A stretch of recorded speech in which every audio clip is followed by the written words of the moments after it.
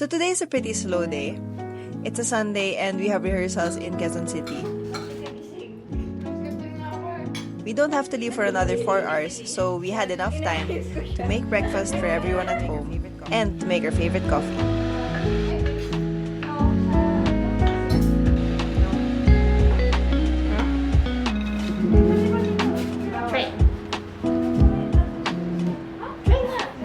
Dahil marami kaming oras, nakapag-IG live pa nga si Agnes. Nagbalik ba si Pat na susuklian niya kayo ng 50? O pata na yung 80?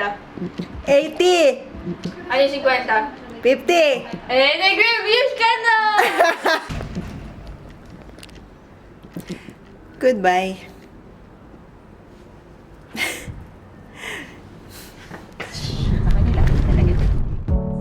Napansin niyo, may age ba sa Instagram yung commenters?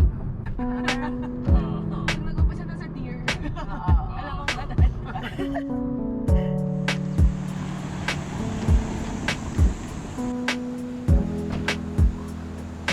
Nag-rehearse kami sa isang spin studio, as in yung spin na may stationary bike. Kasi kakabukas lang ng Liwanag House, kung saan kami usually nag-e-ensayo.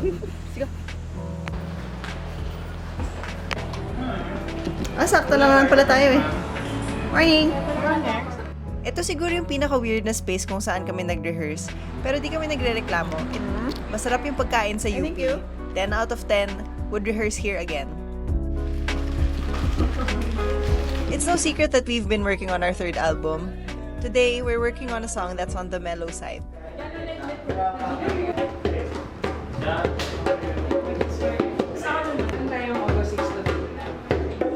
Dahil madilim and intimate yung space, nakatulong pa nga yung spin studio sa pagbuo ng kanta. Talaverna ba? Anong Talaverna? Talaverna? May nag-video pa ba sa inyo, no? Grabe yung background mo, mix para kang tutugtog sa bar.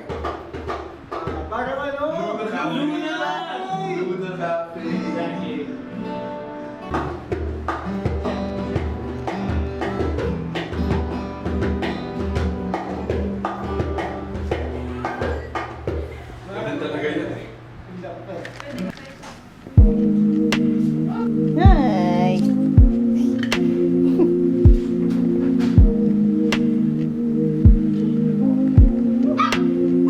One of the best parts about coming home are the dogs.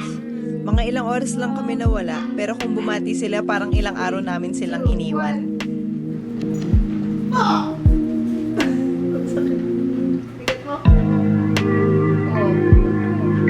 Nandito na kain.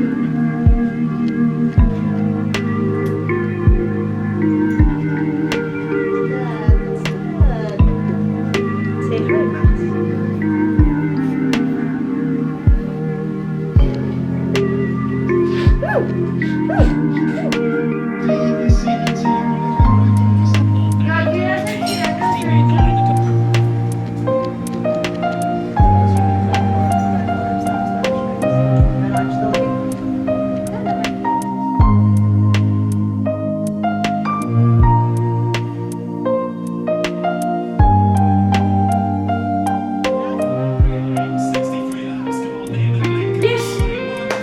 It's refreshing to have slow work days like this the past few weeks. We really enjoy playing shows and meeting our listeners, but these slow days really allow us to take care of ourselves. Kung yung energy namin sa shows ay palabas, ito naman yung paloob. Recharge, kumbaga. Mas ready na kami for the next gigs and shows. Okay. Grabe, type na. Good night. Night. Bedtime. I want some bedtime treats. Bedtime treats.